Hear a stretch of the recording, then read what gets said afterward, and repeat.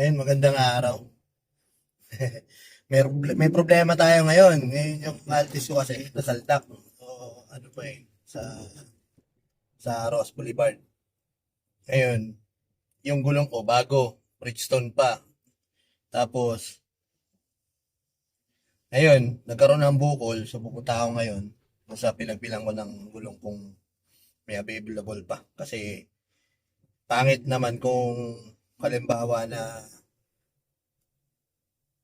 tatlo Bridgestone mo, tapos ibang brand yung isa. Mas maganda, kaya apat sabay-sabay yun. Makita nyo mamaya. Punta ako dun. Tayo ng gulong ngayon.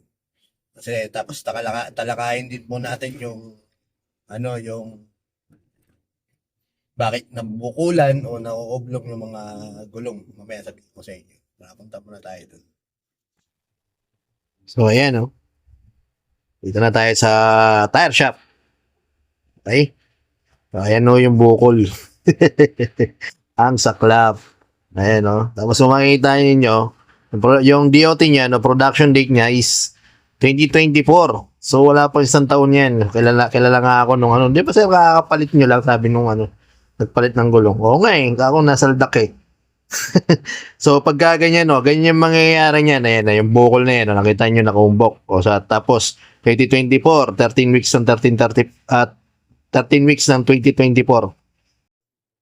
Okay, ito na. Pinaka-roast ko na rin, marami. O, ayan, napalitan na siya ng gulong. Ayan. Same na ng production date. Ayan, production date, 2024.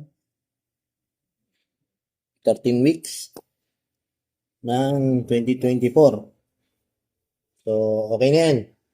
Manad ako ng bago. Iniwan ko na yung luma niya. Gawa ng hindi naman kailangan yun. Kasi pag mga ganyan, tapon talaga. Ayan, bukol. So, yung nangyari yung rito, tumatakbo ako ng mga 60-80 siguro na sa ganun. Bigla may malalim na lubak. Tagan. So, yun. Oblong. Ngayon, kung itatanong ninyo kung may mga warranty yung pagkaganon, kasi ang pagkakalam ko po pagkakalam ko pag mga ganyan, yung mga aksidente, wala po yun, hindi sakop ng warranty yan ng mga tire shop. So, banggitin ko na rin, kaya yun lumulobo dahil sa gutter, sa butas, sa vulcanize, kasi pag sidewall po, huwag nyo pong titipirin yan, kasi hindi bali na kung tumirik yung sasakyan natin, huwag na tayo masabugan ng gulong, kasi pag tinipid natin, para natin tinipid yung buhay natin. So, hindi ko po titipirin yung buhay ko. Kahit wala po ako sigurong pera, pipilitin kong bumili ng gulong kasi medyo mahirap po. Imagine mo, tatakbo ka ng sandaan tapos bilang puputok. Yari, sama mo pamilya mo. So yun, idagdag ko na, bakit nga ba naooblong yung mga gulong natin? Unang-una kasi pag naoblong po yan, nagkakaroon ng ply. Ply kung tawagin dito, napuputol yon, yung layer na yon, yung nylon o steel, pag naputol yon, nagkakaroon ng umbok.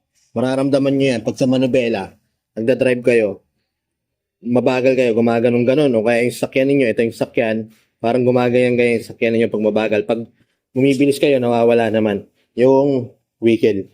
So tapos, minsan may tunog yan, tugdug-dug-dug-dug-dug. Tapos, pag natatambay, pwede rin pagmulan. Bawa, mga 6 months yung di nagamit, yung mga nag-abroad. Siyempre, lahat ng load, hindi siya nakakalit yan. Lahat ng load dito. So, possible lang, mauoblong yan. Marami na akong nangyayari. Kaya sinasuggest ko pagka mga OFW o kaya matagal na hindi magagamit ng sasakyan, mas maganda mag-jack.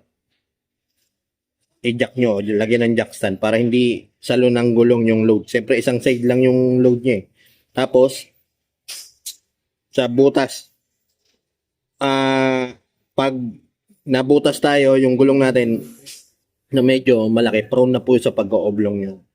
So, hindi naman agad ma-oblong, pero prone, may posibilidad na ma-oblong na. Depende sa tama o laki nung pagkabutas sa kanya.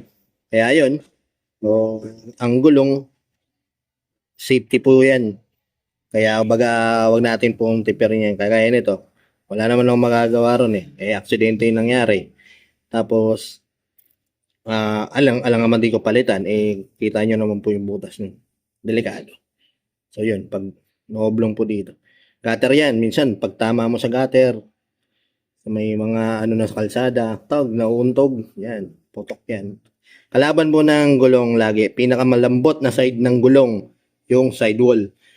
Kahit anong brand pa po yan, kahit anong tibay niyan, wala yan. Pag tinamaan yung sidewall niyan, tapon. Okay?